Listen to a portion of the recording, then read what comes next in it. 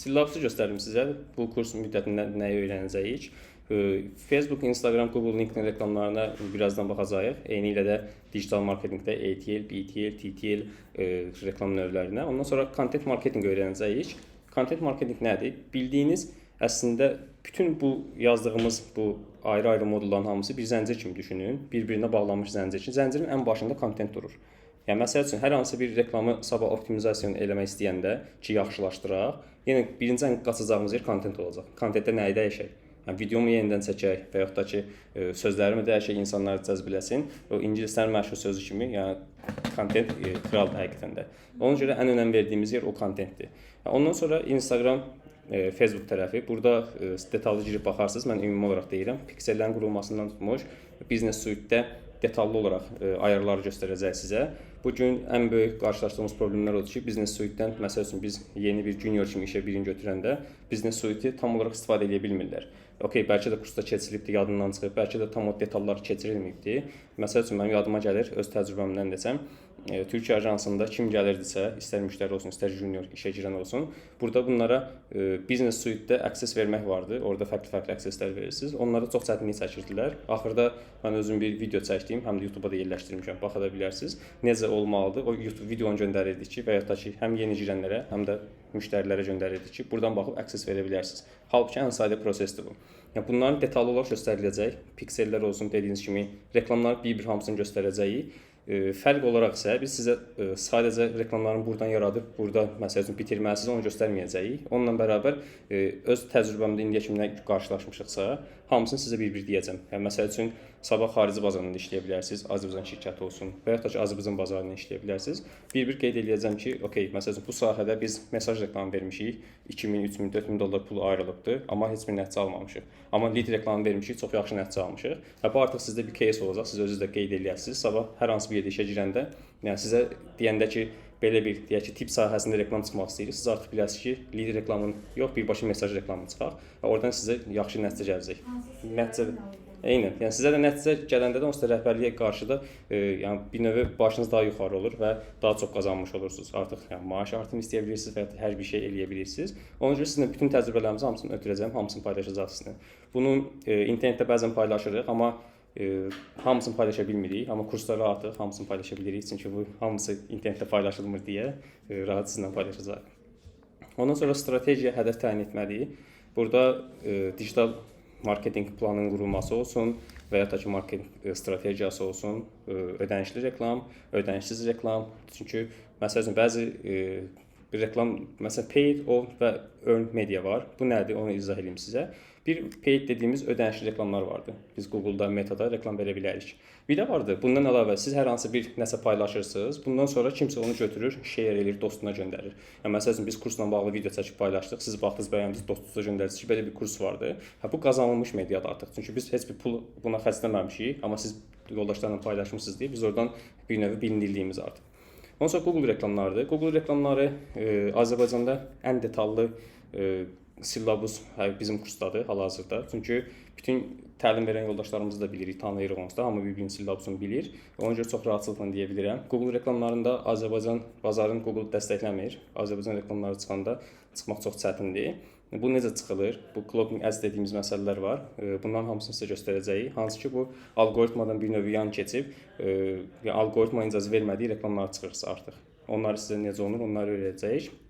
Eyni zamanda Google-da da bütün nə təcrübəmiz varsa, hal-hazırda ən çox büdcə, məsəl üçün idarə etdiyimiz büdcələrin elə hardasa 60-70%-ni Google-da idarə edirik.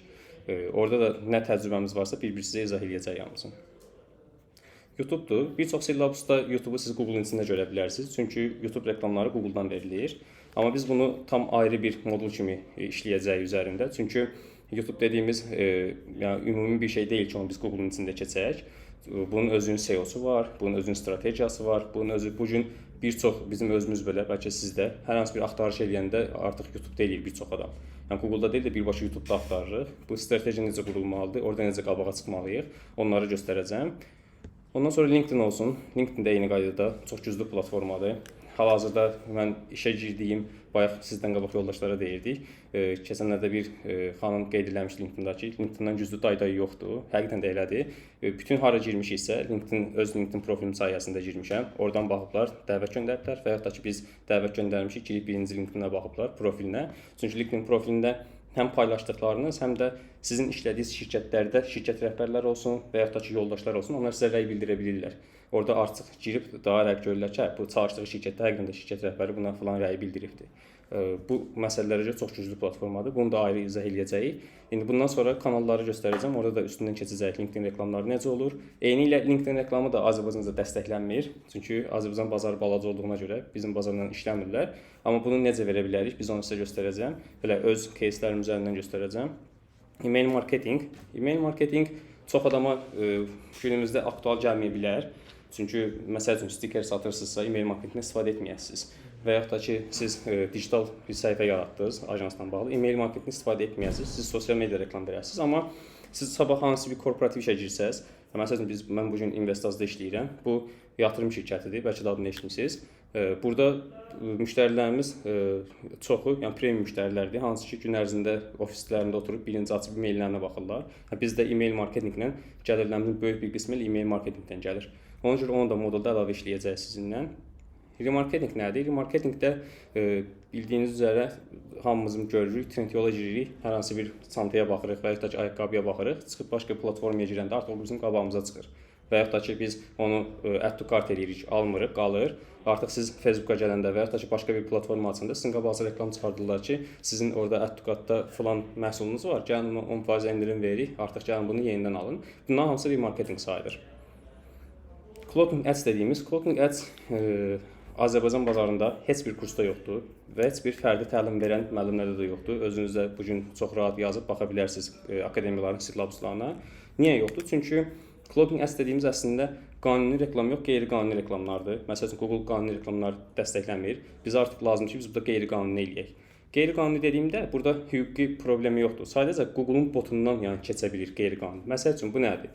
Deyək ki, sabah siz hansı bir onkoloji bir həkimlə işləyirsiniz. Onkoloji həkim reklamlarını vermək istəyir Google-da. Google bunu dəstəkləmir. Google deyir ki, siz xərçəng xəstəliyi ilə bağlı reklam verə bilmərsiniz. Cəmaət çünki mənfi təsir edə bilər.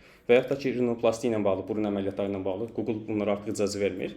Biz burada Cloaking Ads eləyirik. Yəni burada Google-a başqa bir şey göstəririk, arxada müştərilərə başqa səhifə göstəririk. Bunların hamısını çox detallı şəkildə sizə göstərəcəyik. Mənim özüm də bunu Azərbaycanda öyrənməmişəm, çünki mümkün deyil bunu Azərbaycanda öyrənəsiniz. Bunu Avropa şirkəti ilə işləyəndə orada gaming sektorunda öyrənmişik. Gaming oyunlarına da icazə vermir Google. Biz də onu orada öyrənmişik. Digital toollar olacaq, hansı ki Google Analytics olsun, Metric olsun, My Business olsun. Bütün bunlar hər hansı bir verdiyimiz reklamları ölçmək üçündür. Yəni bizim saytaya nə qədər adam gəldi, bizim ödənişli reklamdan nə qədər adam gəldi və yaxud da ki, ödənişsiz reklamdan nə qədər adam gəldi. Bütün bu toolların üstündən keçəcəyik. SEO, SEMrush və yaxud da ki, digər toollarımız olsun. Bu ölçəcək ki, sayt necə işləyir, saytın deyək ki, quality score nə qədərdir, sayta daxil olanlar nə qədərdir, qırıq linklər nə qədərdir. Bunların hamısını göstərəcəyik.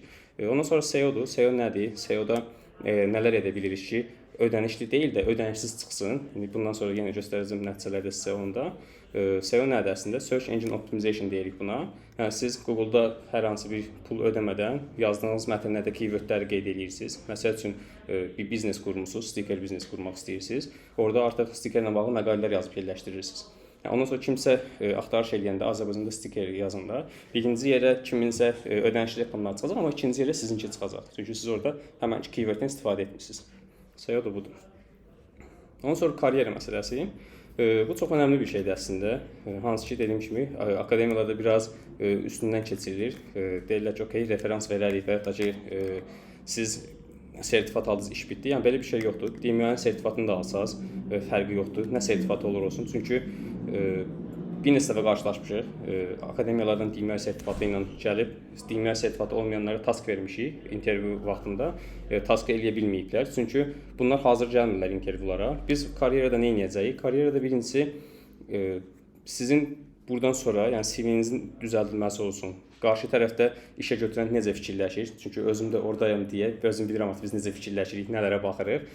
O nələrə baxmalıdır, ön yargıları necə keçməlisiniz, onları qeyd edəcəyik. Karyera tərəfdən şəxsən siz kursdan sonra, yəni artıq akademiyanın əlaqəmiz kəsildi, getdi kimi olmur. Artıq bizim bir özəl WhatsApp qrupumuz var. Ora sizə əlavə eləyəcəm əgər istəsəz. O WhatsApp qrupu nədir? O WhatsApp qrupu sizin belə deyim, sonsuza dək belə deyim də, həyatınız boyu sizə yardım eləyəcək bir qrupdur. Hansı ki, orada digitalçılar var, digitalçılar qatılır, əvvəlki digitalçılar da var. Əvvəl Google-da işləyən bir Azərbaycanlı yoldaşımız var. Hal-hazırda Polşada işləyir, Huawei şirkətində işləyən bir yoldaşımız var və digər bank sektorlarında, digər sektorlarda işləyən yoldaşlarımız vardı. Sizə ora əlavə eləyəcəyik. Hər hansı mövzuda iş həyatında daxil olduğunuz işə, harada işləyirsiniz, birdən-birə qarşınıza problem çıxdı. Bu Azərbaycan bazarına bağlı olan problemdir. Heç yana tapa bilmədiniz. Google-da vurdunuz bir-birinə, YouTube-da vurdunuz bir-birinə, tapa bilmədiniz. O qrupa yazıb dəstək ala bilərsiniz. Əsas özəlliklərindən biri də, yəni Syllabusda olan özəlliklərdən biri də budur. Ondan sonra ən əsas özəlliyi qeyd edeyim. Network görüşləri təşkil edirik. Hansı ki, network görüşlərində biz sizi belə deyim, öz qrup yoldaşlarınızla deyil də, yəni sizi işə götürə biləcək olan şəxsləri dəvət edirik. Yəni onlarla onun söhbətləri, onlara verilən suallar, görüşlər belə keçir. Bu network görüşləri bir çox akademiyalarda da ola bilir, amma necə olur? Siz ay sonu yığışırsınız, ancaq öz qrup yoldaşlarınızla söhbət edirsiniz, fikir alış-veriş edirsiniz. Bu da networkdür, bu da yaxşı bir şeydir. Amma bu gün bundan əlavə sizə nə lazımdır? Siz harasa CV göndərəndə o yoldaşlarınız baxmayacaq o CV-yə. Siz harasa CV göndərəndə, harasa intervyuya gedəndə hansısa bir şirkətin rəhbəri orada olacaq. Məsəl üçün, Tam Medianın rəhbəri Nicat bəyi dəvət edəcəyik, gəlib öz təcrübəsini paylaşacaq. Siz sabah həmənki ajansa CV göndərəndə və ya da ki, intervyuda iştirak edəndə, yəni həmənki yazıb qeyd eləyəsiniz ki, biz sizinlə falan yerdə görüşmüşdük, sizə falan suallar vermişdik. Artıq sizi 1-0 qabağa salacaq digər yoldaşlara baxanda. Və ya da ki, digər şirkətlərdə işləyən olsun, yoldaşlarımız vardı, team lead işləyənlər, tech lead işləyənlər. Bunları dəvət eləyirik. Əsas fərqimiz odur ki, sizi işə götürə biləcək, yəni potensial olan insanlarla sizi tanışdırırıq. Bu da əslində bizim bir növ networkümüzü sizə açmağımız deməkdir. Yəni sırf həm öz şəxsi networkümü, həm də öz yoldaşlarımın networkünü sizə açmaqdır ki, sabah siz intervyularda iştirak edəndə digərlərini rahat keçəsiniz. Ən sonunda da nədir? Ən sonunda da hər hansı bir yerə işə düzəlmək istəyirsiniz, intervyudan keçdiniz, məsəl üçün dəvət aldınız intervyuya. Ən böyük problem odur intervyuya hazırlaşmaq problemi. Yəni sizə burada motivasiya tərəfi var, sizə burada texniki tərəfi var, sizə orada nə soruşulacaq sizdən, təqribi belə bir şeylər olmalıdır, bilməlisiniz. Sizə bunları hazırlayacağıq. Həmənki qrupda yazıb bildirməyiniz bəsdir. Gün ərzində müsait bir vaxtda hər hansı bir vaxt təyin edəcəyik. Sizi necə lazımdırsa həmənki intervyuya hazırlayacağıq. Artıq ondan geri qalanı, geri qalanı Allahdan deyə siz narazı olacaq. Yəni çox rahat gedib keçə bilir. Yəni əgər qəbul olunmaq varsa qarşı tərəfdə gedib rahat keçə bilərsiniz. Bu nəyə görə deyirəm? Bəzi şirkətlərdə belə proseslər olur. Vakansiyalar açılır, prosta açılır. Yəni ki, vakansiya olsun, adı gəlsin ki, burada vakansiya açıldı, amma artıq kim götürülübsə əvvəldən təyin olunur və ya da bilinir ki, kim götürülür. Amma yox, real vakansiyadısa, siz buradan çox rahat keçə bilərsiniz. Əsas özəlliklərimiz budur. Bura qədər hər hansı bir sualınız var? Buyurun. Azərbaycanda başa tutulur nə reklam? Okey, indi göstərəcəm hal-hazırda onu. Azərbaycan dilində reklamları Google və LinkedIn dəstəkləmir. Yəni bizim sayt yerləşdirmişik, məsələn, saytımız başa tutulur. Yox. Yox, saytı tutturur. Necə elədiyimizi göstərəcəm. Tutturmaq deyəndə belə deyim, siz reklam yerləşdiririk, reklamı qəbul etmək var. Reklam düşür review'a, yəni orada yoxlamaya düşür. Orada siz Azərbaycan dilində başlıqlar yazmısınız deyə və yaxud da ki, rusca başlıq yazın, amma səhifədə üzərini klikləyəndə bizi Azərbaycanca bir səhifəyə aparırsa, artıq o dəstəkləmir həmənki Google və yaxud da ki, LinkedIn-in o arxa tərəfdə olan alqoritması. Amma bunu necə dəstəklədə bilərik? İndi elə keçirik ora, qısaca məlumat verəcəm. Azərbaycan bazarında rəsmi fəaliyyət göstərmir Google. Çünki Azərbaycan bazarında fəaliyyət göstərsə, tək Azərbaycan yox, bu Özbəkistan dilində dəstəklənmir və ya da başqa dillərdə dəstəklənir. Balaca bazarlar bəli dəstəklənmir. Nəyə görə? Türkiyə bazarını dəstəkləyirsə, hər hansı bir bazarla bir şirkət işləyirsə, o bazar üçün onun komandası olmalıdır. Yəni Google-un Azərbaycan dilin reklamların baxılması, yoxlanılması üçün komandası olmalıdır. Yəni bu gün yapay zəka inkişaf edib, yapay zəka bu qədər irəlilədi falan filan. Bunlar bir növ biraz hype məsələlərdir. Arxa tərəfdə bir çox prosesi Google yəni fərdi bizim kimi insanlar baxır. Yəni bot birinci algılayır bəzi məsələləri. Bot şübhəyə düşdüsə birbaşa yönləndirilir. Arxa tərəfdə real insan baxır onlara. Onlar da hardan bilirik? Bayaq qeyd etdiyim kimi Avropa şirkətlərində işləyəndə dəstək alırdıq Google işçilərindən. Onlar izah edirdilər ki, hansı proseslər necə keçir. Eynisini bizə necə izah ediblərsə, biz də sizə ötürəcəyik onları. İndi keçək qısaca digital marketinq kanalları haqqında məlumat verim sizə. Digital, yəni səhifəmdən və ya da ki, YouTube kanalımdan keçib hal-hazırda danışdıqlarıma və daha artıqlarına yenə baxa bilərsiniz. Digital marketinq nədir? Qısaca onu deyək. Bu gün onlayn dünyada yəni gördüyümüz bütün işlər, marketinq olsun, brendinq işləri olsun, yəni sırf onlayn dünyada hər hansı bir platformalarda, Google-da, Meta-da, LinkedIn-da, Twitter inşaatı ilə X-də olunan bütün işlər hamısı digital marketinqə sayılır. Burada fərqli məqsədlərimiz olur. Məsəl üçün Meta-da bilirsiniz, deyək ki, mesaj almaq məqsədimiz ola bilər, reklamdan və ya da ki, profil ziyarəti olsun. Bütün bu məqsədlər olan fərqli məqsədlərdir. Bunların hamısı digital marketinq dediyimiz digitala keçir. Amma bunun içərisində SWOT analizi də olacaq, bunun içərisində rəqib analiz edəcəyik, həm platformaların özündən, həm də digər yerlərdən. Digital marketinq kanalları. Okay. Görə bilirsiniz belə?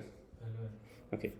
Digital marketinq kanalları. Bunları sürətlə adlarını deyirəm. Sonra bir-bir hamısına misallar çəkəcəm. Əlavə modul kimi də çox detallı bunları onsuz da işləyəcəyik. Bu gün digital marketinq kanallarının axtarış motorlarıdır. Hansı ki Google dediyimiz. Orada insanlar axtarır, onun qabağına reklamlarımız çıxır. Sosial mediadır. Burada LinkedIn olsun, Meta olsun, Instagram olsun, Twitter olsun. Bunlardır. Display platformalardır. Burada nümunə göstərəcəm. Hər hansı bir yerə girəndə sağda, solda reklamlar çıxır. Uzun və ya da ki enli banner. Bu display reklamlarıdır. Yenidən marketinq bayaq qeyd elədiyim kimi, yenidən marketinq hər hansı nəsə daxil olmusunuzsa, sonra başqa səhifələrə gedəndə sizə orada belə deyim də fili izləyir deyirlər bizdə. Elə bir izləyir o marketinqlə sizi. Bunları nələrlə tuturuq? Dediyiniz bayaq qeyd elədiyiniz piksellərlə tuturuq və digər imkanlarla tuturuq. Affiliate marketinq vardı. Buyurun, buyurun. Bir siz bu görsənlə paylaşdığınız bilirsiniz? Okey. Çox sağ olun dediyinizə görə. Burada çox güman ki, ekranı paylaşmamışıq. Bir dəqiqə əldə edirəm.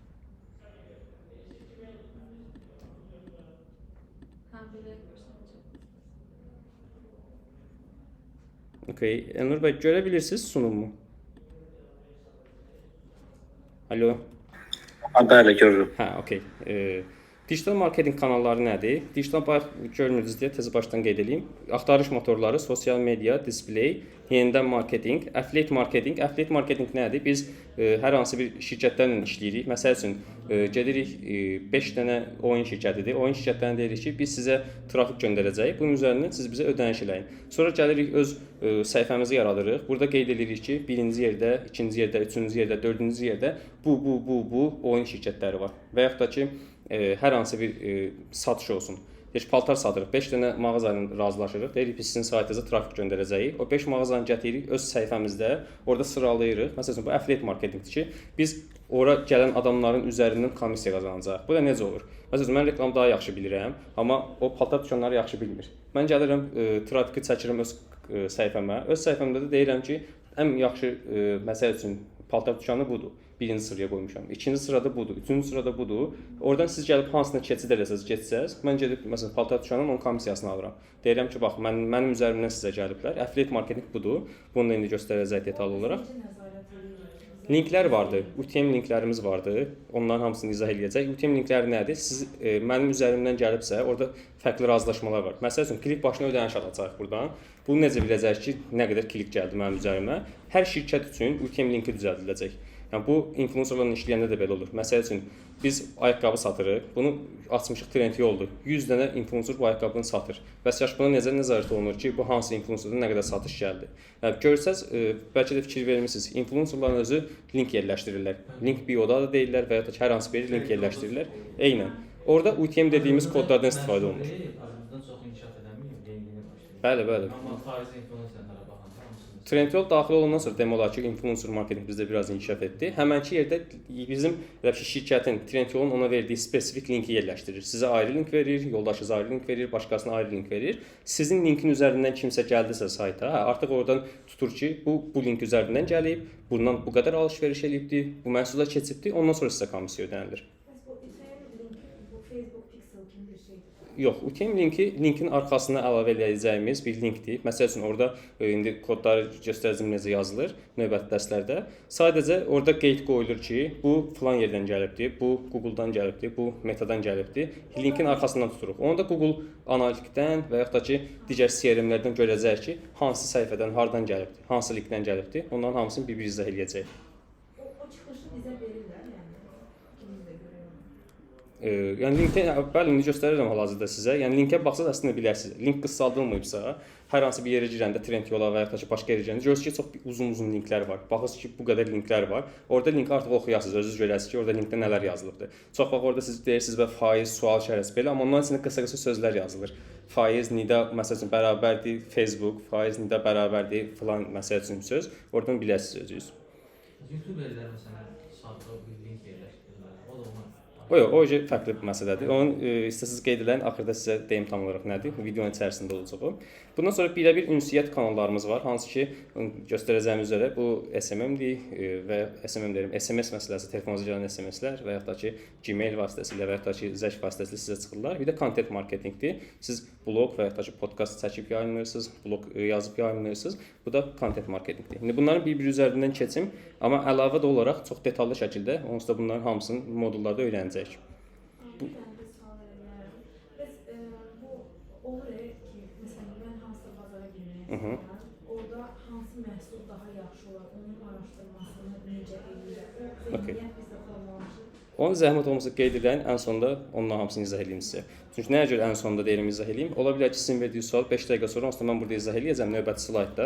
Yəni əgər həmin cavab tapdınızsa, sonda ehtiyac qalmayacaq. Ehtiyac yoxdur. Yəni sualınızı vurğulayın, amma qeyd edin, ən sonda hansıdırsa onu orada cavablandıra bilərik.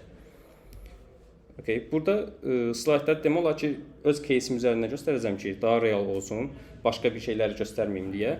Axtarış motorları dediyimiz Google tərəfdə olacaq. Məsəl üçün Google-da digital marketinq kursu yazanda Google Azərbaycan dilini dəstəkləmir, amma necə eləyirik onu axırda deyəcəm.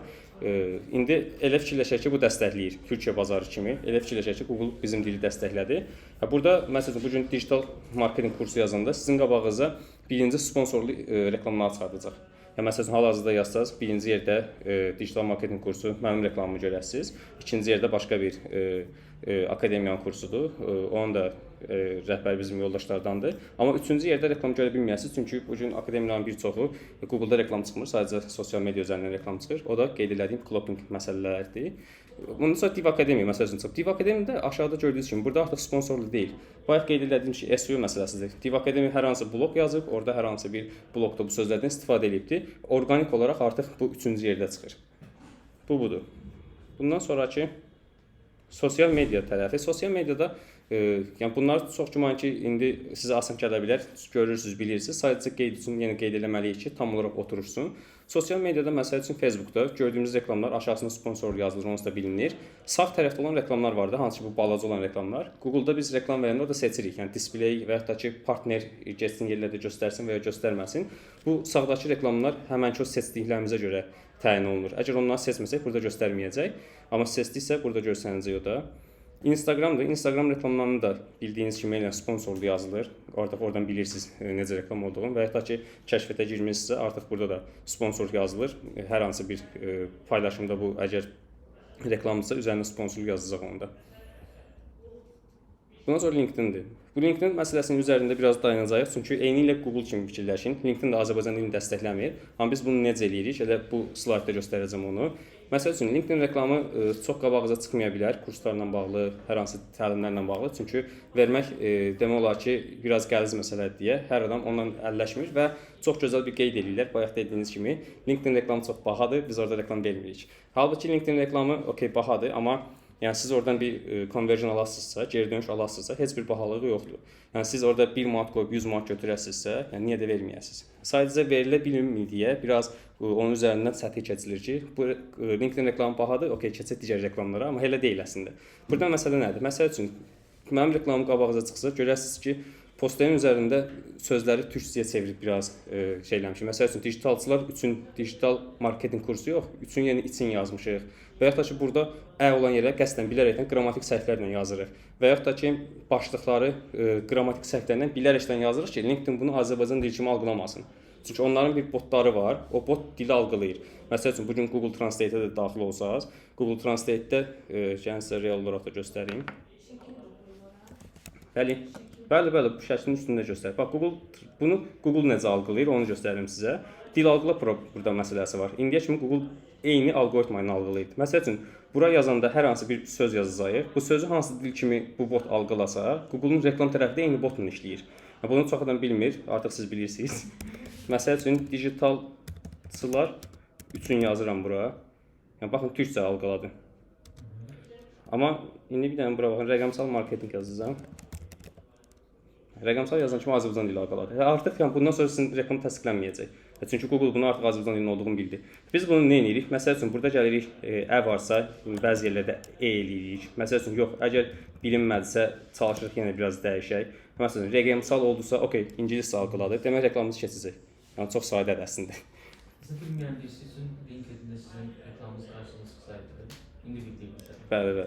Mən deyərdim ki, o fazla səhvləri yox verir. Yox, onsuz da belə bir şey var. Siz baxanda ki, qrammatik səhv bir də deyilsə, əgər məsəl üçün 10 dənədirsə, 20 dənədirsə, artıq deməkdir ki, burada qrammatik səhv nəsə bilərəkdən verilir. Məsəl üçün YouTube reklamında sizə göstərim, banklarla bağlı olsun. Məsəl üçün Kapital Bank olsun deyək. Əgər reklamı çıxacaqsa, indi oradan göstərəcəm. Və yaxud da ki... Çıxıyor burada yüksək gəlirli əmanət. Məsələn, yüksək yazılmır, yüksək gəlirli əmanət yazılır. Hər yerdə, yəni Google-a aid olan nə varsa, YouTube reklamları Google-dan gəldiyinə görə qrammatik səhvlə yazılır. Bu tək kapitalda deyil, bu bütün bank sistemlərində. Azərbaycan bazarında nə varsa, fikir versəz, hamısı qrammatik səhvlərlə yazılır ki, başlıqlar keçsin. Bəs bunun ikinci tərəfi var. Okey, başlıqları keçirdik. İndi ən ağır tərəfi gəlir. Bunu bu gün Azərbaycan bazarında çox adam bilər, reklam verən. Amma ikinci tərəfi nədir? Bunun üzərinə klikləyəndə bizi hara aparacaq? Bizi aparacağı yer bir dəqiqə qayıdım slayda. Bizi aparacağı yer landing page dediyimiz, yəni saytımız olsun, landing page olsun. Ora Azərbaycan dilində olsa, bot yenə onu tutur ki, bu Azərbaycan dilindədir. Bunu yenə təsdiqləmir. Burada necə eləyirlər? Bəlkə də qabağıza çıxıb. Hər hansı bir reklamı klikləyirsiniz bankların və sizi aparır rus dili bir səhifəsinə. Yönləndirir rus dili səhifəsinə və sonra deyir ki, qabağıza pop-up çıxardır. Azərbaycan dilini istəyirsinizsə, keçin Azərbaycan dilinə. Yəni sizə əlavədən nəsə bir əziyyətə salır da, belə proseslər eləyirlər. Biz clocking ads-dama sizi birbaşa gələn müştərini birbaşa aparacaq Azərbaycan səhifəsinə. Bunu necə eləyəcəyik? İndi ümumi olaraq məlumat verirəm, texniki tərəfin dərslərdə izah edəcəm. Məsəl üçün, buradakı reklamıma klikləyəcəydiniz və ya da klikləyənlər var yazılanlardan. Məsələn, Advanced Digital Pazarlama kursu yazmışıq başlıqda. Buna klikləyən əgər botdursa, yəni Azərbaycan qırağından, Azərbaycandan qıraqdan gəlibsə, Azərbaycandan deyilsə, bu gəlir bizim səhifə türkcə olan səhifəmizə. Yəni, səhifədə də heç əziyyət çəkməmişik. Qısaca yazmışam ki, Advanced Digital Pazarlama kursu ki, bot bunu türkcə olduğunu algılasın. Google bunu botu daxil olur buna. Baxır ki, bu səhifə türkcədir. Okey, türkcədə Google-un dəstəkləyə və ya da LinkedIn olsun. LinkedIn-in dəstəklədiyi siyahıdadsa, reklamı qəbul edir. Ondan sonra reklamımız başlayır yayılmağa, sizin qarşınıza çıxardır. Amma real userlar, yəni ki, siz məsəl üçün həmənki reklamı klikləyəndə mən sizi birbaşa Azərbaycan landing page səhifəmizə gətirirəm. Artıq burada baxın, burada için dediyiniz artıq düzəltdi. Yəni burada üçündür, ələrdir. Yəni bildiyiniz Azərbaycan dilində necə lazımdırsa, qrammatik, səhvsiz falan artıq yazırıq. Amma baxsaz linklər amma eyni linkdir. Yəni bunları necə eləyəcəyik? Bunları clocking dediyimiz məsələdən Google-u və ya da ki, LinkedIn-i ümumiyyətlə botları necə alladırıq, onları göstərəcək sizə. Biz botu alırıq, normal yazılmalı kimi yazsaq, onda necə? Təsdiqlənməyəcək. Sadəcə reklamımız hər dəfə reject gələcək, təsdiqlənməyəcək. Sizə Ödənişli etsəz belə. necə? Ödənişli etsəz belə. Yox, onsuz da reklam dediyimiz ödəniş tərəfdədir. Yəni ödənişsiz reklamlardan söhbət gedir. Ödənişsiz siz Google-da və ya da ki, YouTube-da hər yerdə onsuz da kontent yarada bilirsiniz.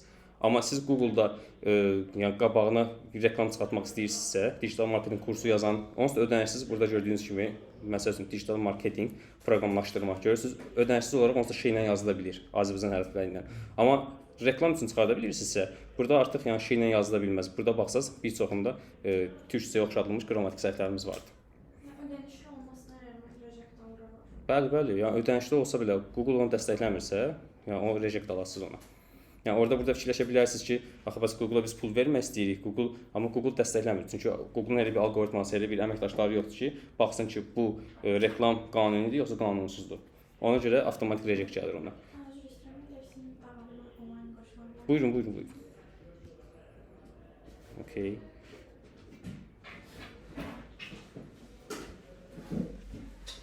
YouTube reklamları. Eynilə YouTube reklamlarında da yəni Azərbaycan dil məsələ problemimiz vardı. Sağ olun, yaxşıyam. Burada da bir çox reklamlar görsəz, onsuz da qabağınıza normal olaraq qrammatik səhvlə çıxacaq. Amma mən indi sizə kanalları izah edirəm. YouTube-un özü də çox böyük bir kanaldır. Orada kontent yaradıb həm qabağa çıxa bilirsiniz. Məsəl üçün hal-hazırda YouTube-da Google Ads dərsləri yazsaz, məsəl üçün elə skrin götürüb sizə göstərirəm. Birinci olaraq mənim dərslərim sizə göstərəcək. Buradakı birincini qeyd eləmirəm, çünki bu sponsorludur, Udemy-nin öz kursudur. o da ingiliscə yazıb, o 1-ə çıxardır. Mən sadəcə hal-hazırda yəni orqanik tərəfdən danışıram. Yəni bu dərsi mən keçən il çəkmişəm, 1 ildən çox olar çəkmişəm, amma hal-hazırda da yenə də 11 videodan ibarət bir crash kursdur. Oradan da baxa bilərsiniz. Və yaxud da ki, yəni Google-da yenə qeyd elədim, Google Analitik necə qurulmalıdır yazsaz, yenə mənim videolarımla qarşılaşarsınız. Amma burada yəni bəlkə də yazıb axtarın yoldaşlarla qarşılaşan olub, sadəcə indi şəkil yoxdur deyə və ya balaca yeri qoyuruq deyə o çox diqqət çəkməyə bilir. Bundan sonra displey görüntülərdir. Displey görüntülər nədir? Bayaq qeyd elədiyim, siz daxil olursunuz hər hansı bir səhifələrə, xəbər səhifəsinə. Deyək ki, sensasiyon bir açıqlamada xəbər olubdur. Ən son xəbərlərdən deyək, məsəl üçün Rəqsanə xanım qızı Aysun xanım yoldaşından ayrılıb yoxsa yox. Belə bir xəbər gördünüz. Avtomatik olaraq hamımız daxil oluruq buna. Xəbərə daxil olanda mən sizə indi xarici bir səhifə üzərindən göstərirəm, amma siz elə fikirləşin ki, Oxu.az və ya da ki, digər səhifələrdir. Burada sağda, solda, yuxarıda, aşağıda bannerlər görürsüz. Hamıdan olsa bezib bu reklamlardan, amma xəbər maraqlı deyə oxumalıyıq ki, o həqiqətən də ayrılıb yoxsa ayrılmayıbdı. Ona görə avtomatik bu reklamları görürsüz. Məsəl üçün burada mən bəli, burada məsəl üçün o demək ki, yaxşı vermişik. Burada bəli. Bir dəqiqə qayıdım ora. Elnur bəy, rahat görə bilirsiniz paylaşdıqlarımızı? Bəli, görürüm. Hə, çox gözəl. Bu ekranı tutup amma bu. Okey, düzəltdim indi. Məsəl üçün bu marja azdır. Marja azdan paylaşır ki, dollar deyək ki, qalxdı. Siz maraqlandınız, daxil oldunuz ki, dollar qalxıb ya yeni. Burada bizim investorun reklamlarını görəsiniz. Burada biz ümumi marja azı hədəfləmişik ki, ora investisiya ilə bağlı və ya da dollarla maraqlanan insanların qabağına bizim reklamları çıxartsın. Burada bizim reklamlar hansılardır? Bu solda işarət elədiyimiz, sağda işarət elədiyimiz hal-hazırda mənim çıxdığım reklamlardır. Burada əlavə də reklamlar var. Məsəl üçün burada gördüyünüz rəqəmsal həllər reklamı var, sandviç panellər reklamı var. Yəni sizin oxuyacağınız məlumat burada çox kiçik bir şeydir əslində. Məsələn, ABŞ-ın iqtisadi gözləntilərinin yavaş artıb. Bunu oxuyasınız, amma məcbur olaraq siz orada ən az 4-5 dənə reklam görəsiniz. Bu displey reklamlardır. Burada müəllim bu saytın istifadə edicisinə icazə alınır yoxsa? Yox, saytın istifadə belə deyim, reklam göstəriləndə, yəni real dünyamızda istifadəsindən heç nədən icazə alınmır. Nəyə görə? Məşhur söz var, deyir bir şey pulsuz istifadə ediriksə, orada məhsul bizik. Yəni siz belə fikirləşin, siz bu saytı pulsuz istifadə edirsiniz, marja azı və ya da ki, WhatsApp-ı pulsuz istifadə edirsiniz. Yəni orada sizə reklam göstərəndə heç kim sizdən icazə almayacaq. Sadəcə cookielərdən istifadə edib silə bilərsiniz ki, mən hansısa reklamları görməyə bilim, amma marja az o reklam dediyimiz o platformanı qəbul edib ki, mən Google-dan reklam alıram. Orada artıq heç kimdən icazə alınmır. Birbaşa onun qabağına çıxır reklam. Buyurun, qeyd elə. Reklam yerləşdirərkən saytın istifadəsindən, yəni bizdən yox. Məsələn, Oxu.azın Elnur bəy, verdiyi sualın bir başqa versiyasıdır. Bilmirəm, siz tam olaraq onu soruşurdunuz ya yox. Siz istifadəçi olaraq, yəni siz daxil olduğunuz saytda onu soruşursunuz, yoxsa saytı idarə edənləri soruşursunuz? Yox, saytın yaradandır məsələn. Okey. Onu qeyd edirəm. O proses necə olacaq, onu da axırda qısa olaraq deyəcəm sizə. O pul qazanacaq zaten. Eynən. Onu axırda qeyd edəcəm Elnur bəy. Axırda detallı olaraq izah edəcəm o proses necə olur. Remarketing nədir? Remarketing dediyimiz istifadəçi sizin səhifəyə gəlir eyni qaydada. Sonra səhifələri, məhsulları gəzir. Daxil olur, hər hansı bir ayaqqabıya, çantaya baxır və ya da ki, maşınla bağlı hər hansı bir aksesuarlara baxır. Ondan sonra çıxır buradan, gedir başqa bir səhifəyə. Və ya da ki, daxil olub bizim investorun səhifəsinə, orada borsa ilə maraqlanıbdır, yatırımla maraqlanıbdır, investisiya ilə maraqlanıbdır. Sonra çıxıb gəlib tam başqa xarici bir səhifəyə. Məsəl üçün investing.com var, çox məşhur bir saytdır, bütün yatırımcılar ondan istifadə edir. Biz burada artıq bizdən o piksellərlə tutduğumuz həmənki adamı tutmuşuq artıq bu adam orada piksellər necə işləyir, bunları izah edəcəm növbəti dərslərdə. Biz oradan tutduğumuzu həmənki adamın qabağına getdiyi saytda da göstəririk. Hər hansı bir, məsələn, ayaqqabıya baxdınız Trendyolda və yaxud da ki, bizim saytda siz borsa yatırımı ilə məşğul oldunuz, baxdınız o səhifəyə. Bu da nədir? Məsəl üçün, bunu da real case üzərindən göstərirəm. Məsələn, investingə daxil oldu bizim müştəri. Gəlib bizdə borsada demo hesabat səhifəmizə baxıbdı. Biz onu piksellə tutmuşuq. Bizdən çıxdı, gedib Amerikanın ən məşhur saytına giribdi. Amma investor ondan əl çəkməyibdi. Amma investor öz reklamını orada da göstərir ki, siz borsa demo hesabı aç, yəni qatılıb bizdən borsa hesab aça bilərsiniz. Əgər istifadəçi buna klikləyəndə nə edir? Təzədən bir də qayıdır 5 dəqiqə əvvəlki bizim sayta. Təzədən qayıdır bizim sayta. Burada məlumatlarını istəyirik, doldurur. Artıq biz potensial müştəriyə çevrilir bu. Bu da remarketing dediyimiz kanaldır. Affiliate marketing, bayaq qısa da olsaq məlumat verdik. İndi burada da deyim. Affiliate marketing istifadəçi sayta gəlir. Yayıncı, yəni ki, reklamı yayınlayan hər hansı bir qeyd elədiyi birinci, ikinci, üçüncü yerə kliklədirsə onu, yəni biz əvvəlcədən gəlib razılaşırıq şirkətlərlə, səhifələrlə, hər hansı bir yerlərlə, onları öz saytımızda sıralayırıq. Ondan sonra istifadəçi hansını klikləyərsə, artıq biz onun üzərindən yəni hər hansı bir razılaşdığımız həmənki obyektdən komissiyamızı alırıq. Affiliate də budur. Buna da misal göstərə bilərik. Məsəl üçün digital pazarlama ilə əlaqəli digital ajanslar olsun, daxil olduğunuz bu səhifəyə, məsəl üçün burada artıq sizə göstərir ki, belə bir digital ajans var və ya da ki, belə bir başqa bir şirkət var. Bunun deyək ki, 4.8 ulduzu var, bunun 4.9 ulduzu var. Eyni qaydada. Siz burada artıq bu hansına daxil olsanız, bu sayt həmənki ajansdan öz komissiyasını alacaq. Affiliate marketing dediyimiz budur. Birəbir ünsiyyət kanalları. Birəbir ünsiyyət kanalları nədir? Sizə SMS gəlir, birbaşa nardan olsun və ya da ki, AZS-dən, digər platformalardan ki, və ya da ki, son vaxtlar nömrələrimiz demək olar ki, satılıbdır deyə birbaşa klinikalardan gəlir ki, 20 manata gəlin, check-up olun. 20 manata gedirsiniz, amma 200 manatdan çıxa bilmirsiniz oradan. Həmənki yerlərin gəldiyi SMS-lər sizə birbaşa dediyimiz ünsiyyət kanallarıdır. Yəni, bunun içərisinə Gmail də aiddir, bunun içərisinə proqramlardan bizə gələn, bir dəqiqə bunu çəkim qırağa. Bunun içərisində proqramlardan bizə gələn, məsələn, push bildirimlər vardır, bunlar da aiddir. Burada gördüyünüz həmən o bildirimlər. Okay. Bundan sonra content marketingdir. Content marketing nədir? Content marketing, məsəl üçün mən blog yazıram öz saytımda. Burada məsəl üçün mənim saytıma daxil olursunuz, blog bölməsini keçirsiniz. Bloglarım var. Digital marketing kursu necə seçməlisiniz? Azərbaycan dilində dəstəklənməyən reklamlar necə verilir? Və ya digital marketing nədir? Bu artıq mən content marketinglə məşğul oluram. Çünki bir adam Azərbaycan dilində reklam verməyi axtaranda artıq mənim bloqum gəlir onun qabağına çıxır. Artıq dediyim kimi, yəni heç bir ödəniş etmədən, SEO tərəfdən belə deyim, heç bir ödəniş etmədən o adamın qarşısına mənim hər hansı bir paylaşımım çıxır, hər hansı bir bloqum çıxır. Bu da content marketingdir və yaxud da ki, son vaxtlar məşhur olan podkast mövzusu bunun content marketinqə daxildir. Deyək ki, proqramlaşdırma ilə bağlı siz hər hansı bir şey yazdınız. Burada da məsəl üçün programming podkastı yazdınız. Qarşınıza Azərbaycanda ingiliscə düzü proqramçı, məsəl üçün proqramlaşdırma ilə bağlı podkastlar çıxacaq. Məsəl üçün bu Tural Əsgər qeyd elədiyimdə öz qardaşımdır. Ona görə onun skrinini alıb qoymuşam. Proqraminglə bağlı da budur və ya da söhbətgah var bu gün Azərbaycanda çox məşhur podkast. Bunun özü də əslində content marketing sayılır. Okay. Slaytımız burada qurtarır. Bundan sonra sizin suallarınızı və digərinə qeydləriniz varsa hamısını cevablaya bilərik. Suallarınız varsa denən mən qeyd edeyim. Eynidirsə ümumi olaraq cavab verim. Sizin hər hansı bir sualınız var? Okay, sizin?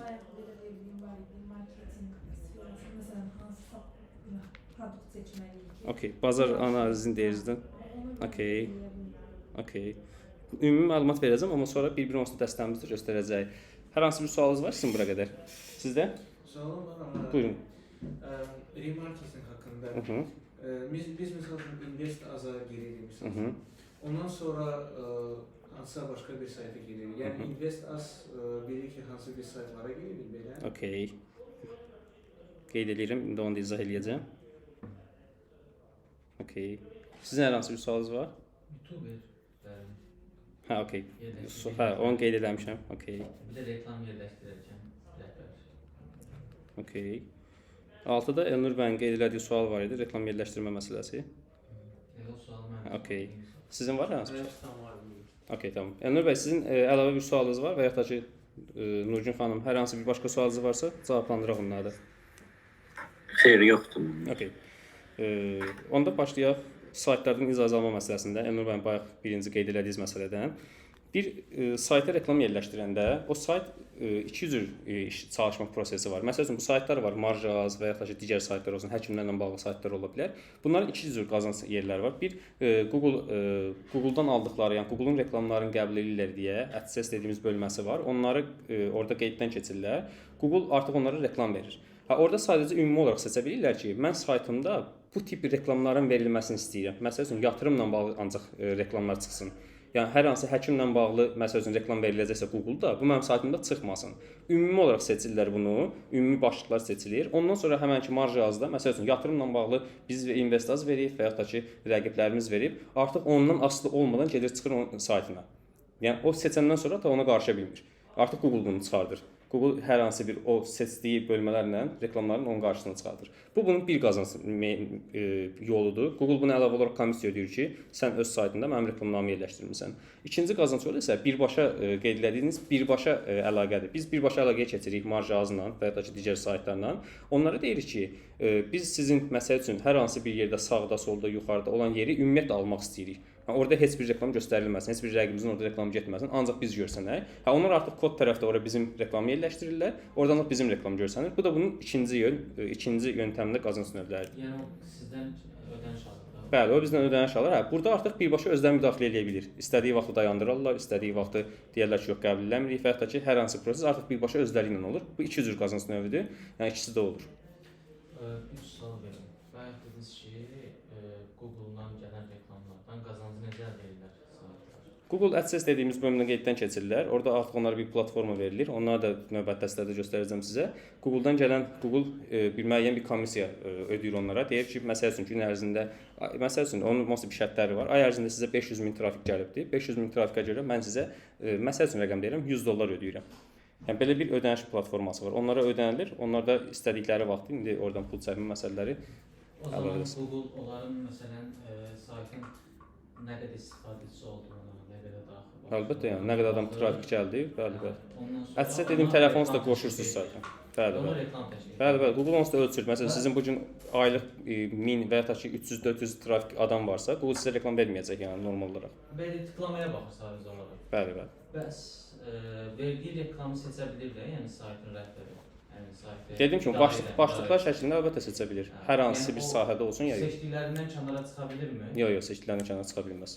Yəni mən sırf vermişəm ki, məsələn deyək həkimlə bağlı heç bir reklam gəlməsin. Yox, çıxa bilməz. Google sırf həkimlə bağlı reklamları, həkimlə bağlı o başlıq kim seçibsə, həmənki platformalardan onun qabağına çıxardacaq. Yəni çünki məsəl üçün burada bir çox məsələ var. Məsəl üçün siz reklamları yaradırsınız, deyirsiniz ki, mən bundan istəmirəm müxalif məsələn saytlarda çıxsın. Orada seçirsiniz siyasi müxalif saytları işarətləyirsiniz. Müxalif saytlarda məsələn onları çıxartmır. Siz hər hansı bir azaltıq.com-da, Meydan TV və digər yerlərə daxil olanda o reklamlar orada görsənməyəcək. Yəni nə seçmisinizsə qarşınıza o çıxacaq. Bəs Google-da ümumiyyətlə Google deməkdir.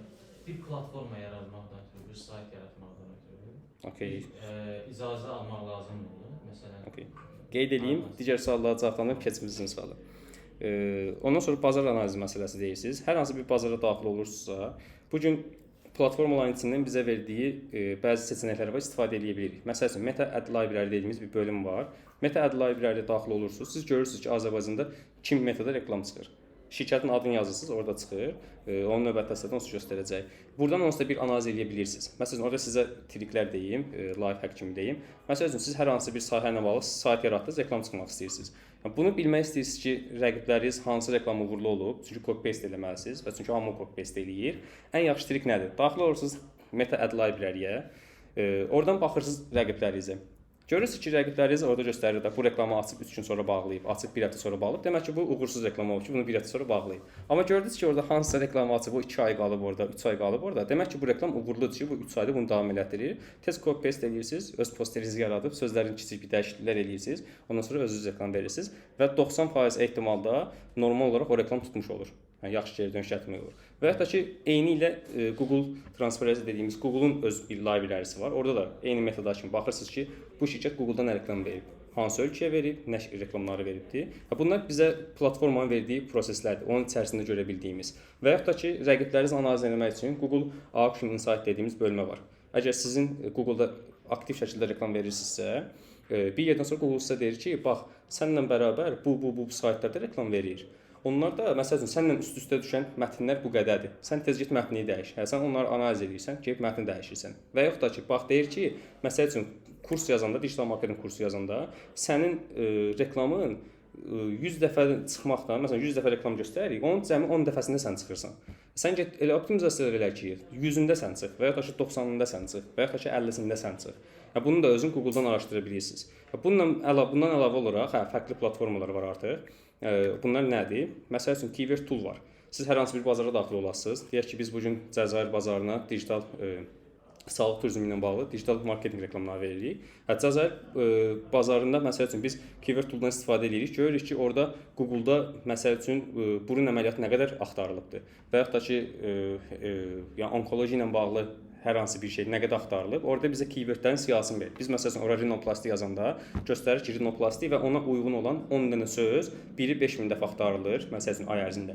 Biri 300 dəfə axtarılır, biri 100 dəfə axtarılır. Bunlarla belə biz analiz edib görürük ki, o bazara biz bunu reklam çıxanda hansı keywordlər işlədə bilərik və yaxud da ki, bu orada aktivdir və ya aktiv deyil. Bundan əlavə də üçüncü parti proqramları var ki, Google-a yazıb rahat tapa bilərsiniz. Əlavə olaraq artıq həmənki bazar üçün sizə məlumatlar verəcək ki, o bazarda məsələn filan ölkədə filan sahə məşhurdurmu və ya filan sahədə nə qədər istifadəçilər var, elə bazar araşdırması edə bilərsiniz. Okay, bunu da keçdik. Bazar analizi. YouTube məsələsi var idi. YouTube-da qeyd edildiniz ki, video çəkəndə sağda solda göstərir. O nədir? Məsəl üçün mənim videolarımda da görə bilərsiniz baxanda.